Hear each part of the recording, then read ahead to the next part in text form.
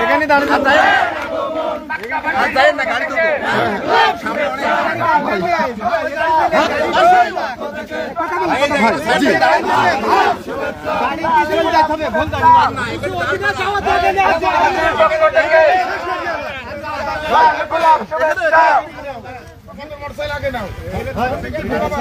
আমরা আগে যাচ্ছি ভাই, মাস্টার আমরা আগে যাচ্ছি।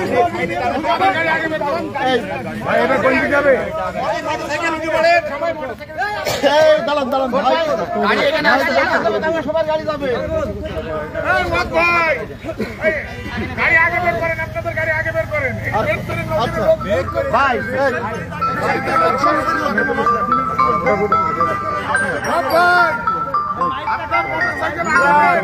আপনি বলতে বললেন, আপনি তো আজকে আনুষ্ঠানিক প্রচারণা শুরু বলা যাবে। আনিস ভাই, সেলিম ভাই সুযোগ দিন।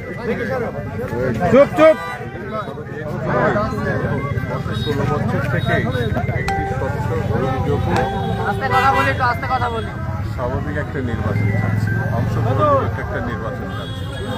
সেই নির্বাচনের জন্য তারা রাষ্ট্রকে জীবন দিয়েছে, তারা জেল খেটেছে। আমাদের নেত্রী তার মিথ্যা মামলায় 10 বছরের সাজা, 5 বছর সেটা পারে 10 বছর, 6 বছর জেলেছে। আমাদের নেতাকে প্রায় 18 বছর নির্বাচনে থাকতে বাধ্য করা। সব কিছুর মূলে হচ্ছে বিএনপি জনগণের ভোটে সরকার প্রতিষ্ঠিত, এটাই সেই রাজপথে দাবি করেছে। দেশে গত 16 বছরের তিনটি নির্বাচন সবাই জানে, দেশের মানুষ জানে, বিশ্ব জানে, অংশগ্রহণমূলক নির্বাচন হয় না। সেই নির্বাচন সাজানো গুজানো এবং শেখ হাসিনার ইচ্ছা অনুযায়ী, সেই জন্যে এটি প্রচারণা বললে ভুল হবে। এটা মানুষের সঙ্গে একটি দলের যে সংযোগ, সেই সংযোগটা আমরা প্রায় গ্রামে গঞ্জে এটা তারই অংশ। মানুষের অনুভূতিটা কি মনে হচ্ছে? মানে আপনি যে প্রচারণা নামলেন, মানুষ কি চাচ্ছে?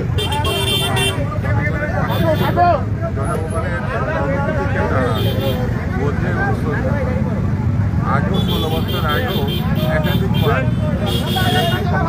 জনগণের আগামী দিনে জনগণের ভোটে তারা সরকার গঠন করবে, এটি আমি ঘুরে আমার কাছে। আচ্ছা, আমাদের যে দুটো বিশ্ববিদ্যালয় নির্বাচন হলো, এই ফলাফল আগামী জাতীয় নির্বাচনে কোনো প্রভাব পড়বে বলে মনে করেন কিনা? বিশ্ববিদ্যালয়ের নির্বাচনের আগে যারা অংশগ্রহণ করেছে, জয়লাভ করেছে, যে জব থেকে তারা প্রশংসা পেয়েছে। কিন্তু রাকসু পাকসু নির্বাচনে আমরা অনেক যারা বরেন্দ্র ছাত্র রাজনীতি, জাতীয় রাজনীতির ক্ষেত্রে তারা খুব একটা ভালো করতে পারে।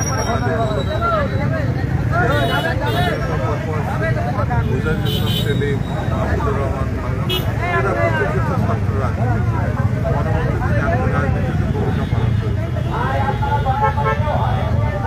নির্বাচনে, জাতীয় নির্বাচনে ফেব্রুয়ারি ইলেকশনের নির্ধারিত সময় হবে বলে মনে করেন কিনা? ফেব্রুয়ারি নির্বাচন বিপন্ন হয়েছে। আমি নিশ্চিত এই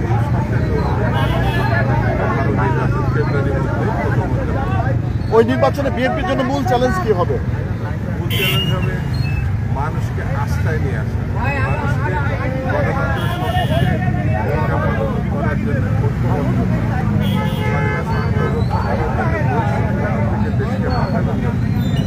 মানুষকে একতাবদ্ধ।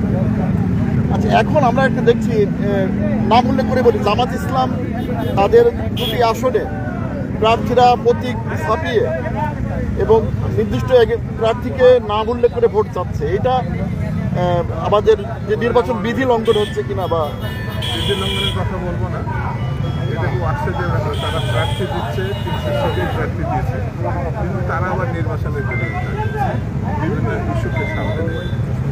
আর জামাত সম্বন্ধে আমি বেশি কথা বলবো, গত শতাব্দীর সবচেয়ে পুরাতন দল, যত গণকে আমার সর্বশেষ যে জানা বিষয়টা, আপনি আজকে যে আজকের কর্মসূচির বিষয় একটু বলেন। আমি মানুষের কাছে যাচ্ছি, আচ্ছা, দলের নেতা কর্মীরা মানুষের তারেক রহমানের বার্তা পৌঁছে দেওয়ার জন্য তাদের ভালোবাসা